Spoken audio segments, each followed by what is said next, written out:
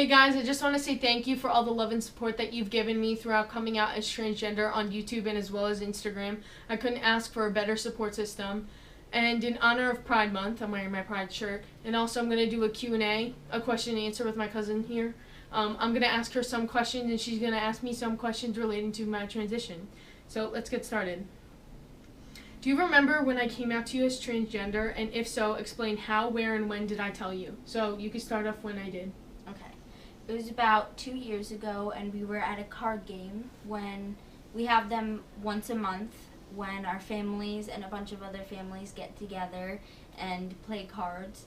And so me and him were in the room, just the two of us, and he told me to look up GID.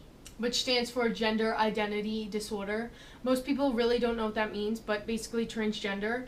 And it's not really known as GID anymore. It's known as gender dysphoria, because if you think of it, someone who's transgender, it really shouldn't be recognized as a mental illness. So in case you guys don't know what gender dysphoria is, meaning that I have dysphoria over my gender.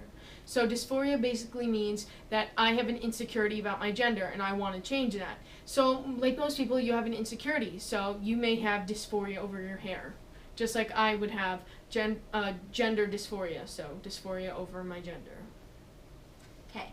And I didn't really understand what it meant at first. I was like, GID, what am I supposed to do with this? But he explained it to me that he was transgender, like a character that we watched on the show Degrassi.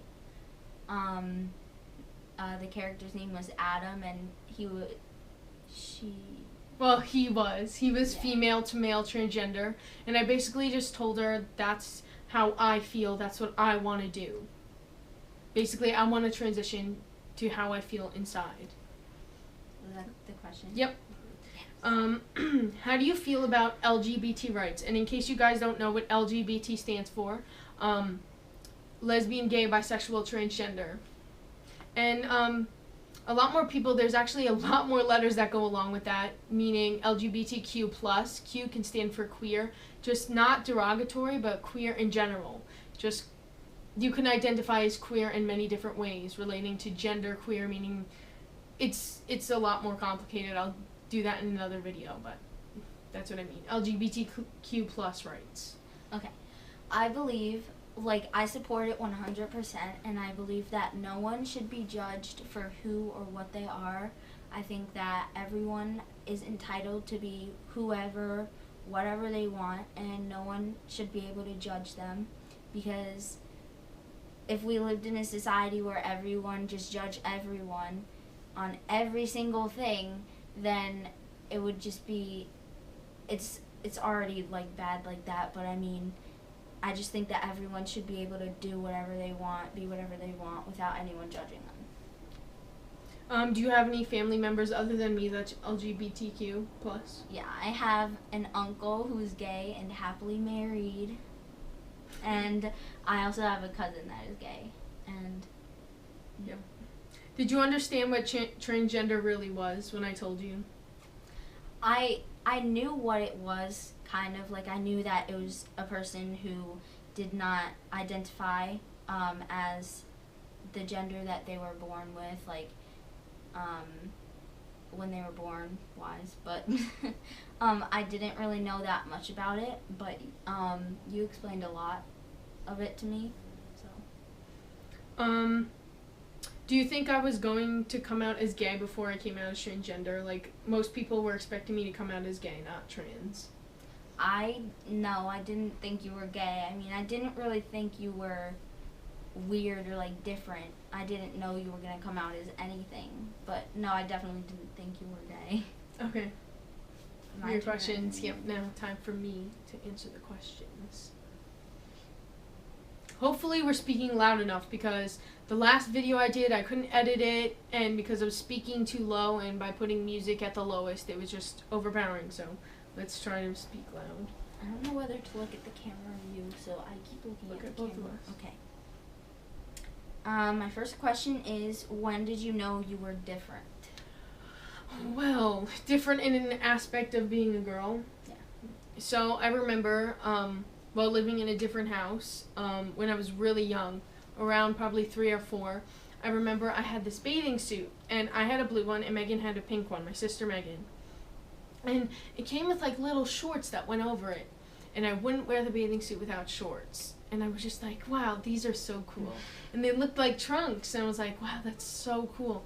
That I would say would be like my earliest memory of not wanting to wear female clothing or identifying with the female aspect of me. I would say that was the earliest time.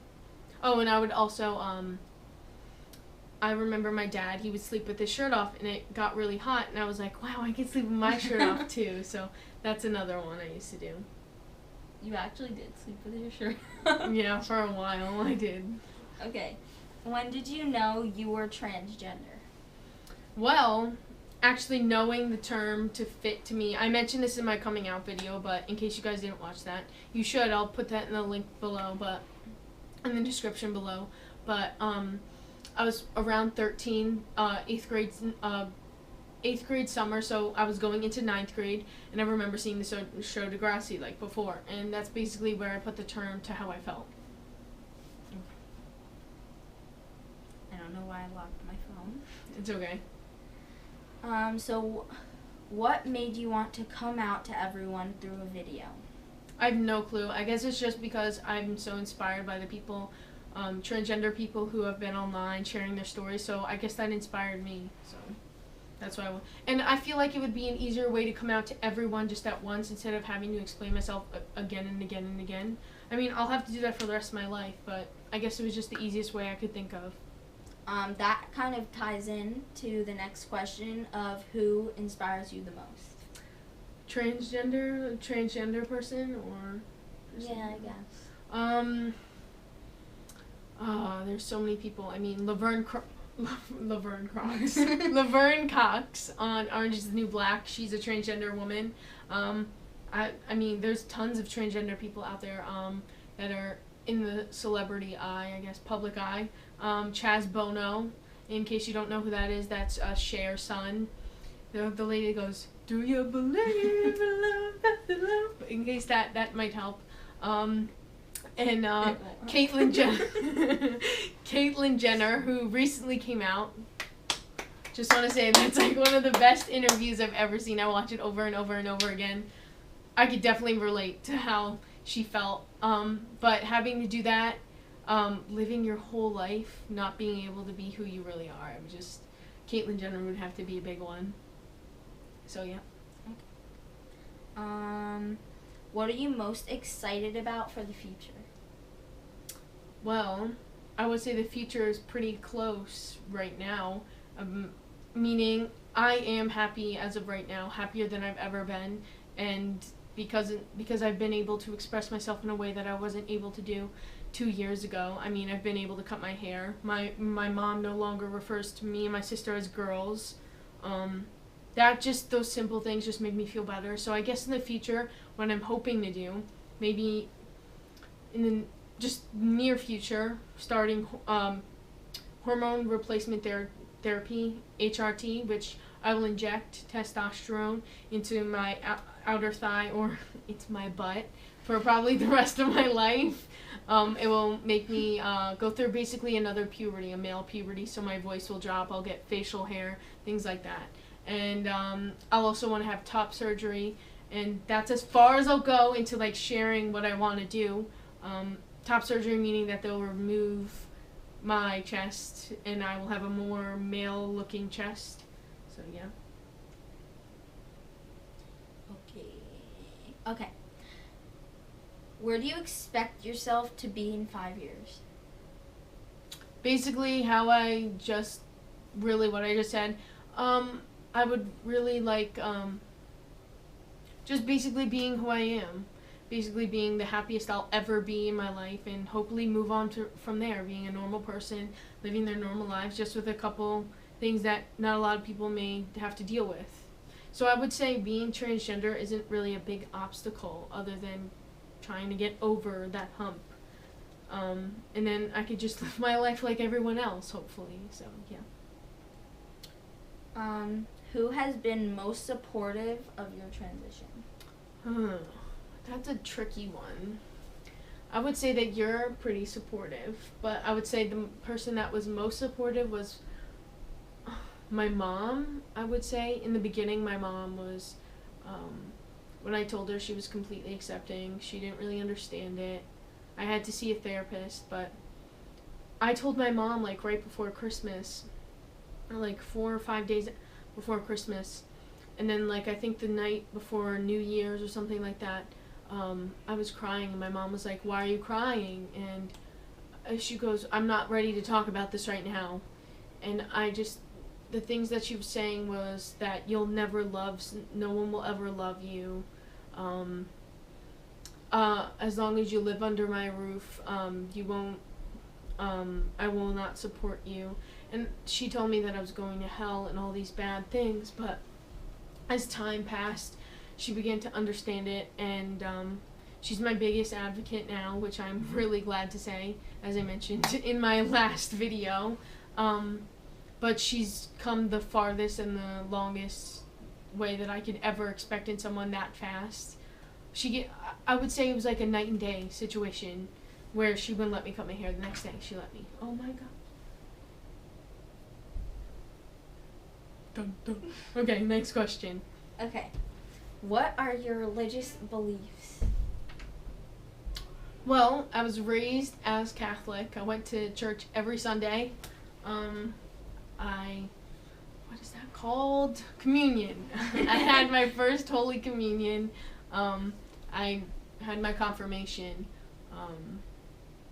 But I wouldn't really identify as Catholic now. I would say that I believe there's a God up there. I don't know if I would identify with the Catholic religion, basically because of their views, not only to the LGBT community, but I almost feel as if their belief is almost like you have to believe in everything that we believe in, and if you don't, there's no way out. It's either like, it's like this, it's our way or the highway. So I feel like you have to do all of this to be the perfect Christian, and I don't really believe that. I feel like they're just not as accepting as I would expect. I mean, there are churches out there that would accept me. It's just the church that I was raised in, I wouldn't really like to say it's the church that I love and I feel most comfortable, because that was one of the most terrifying things going in on Sunday. Going in dressing like a boy, and I almost felt like everyone was looking at me. Everyone was judging me.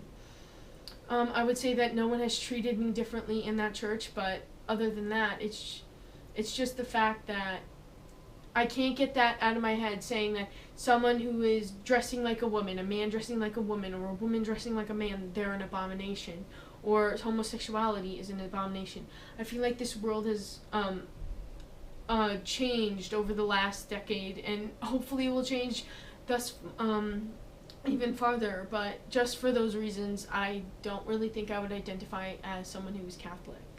But, as I said, I do believe that there is a God. Okay. Do you remember the first time someone called you by your preferred pronouns or your name? So, preferred pronouns, in case you don't know, that means, like, he, him, his. Those are pronouns. And as you all know, as you may know, my preferred name is Landon, and I remember the first time my mom said it. I mean, my sister did say it before. I was trying on for the first time.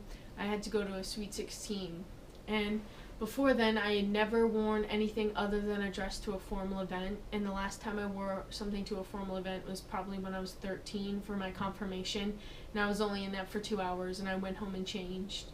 But I had to wear something for this formal event, so my mom let me wear a dress shirt, a tie, and a sweater vest, I guess. It wasn't really a vest, but a fancy sweater, and pants and nice shoes.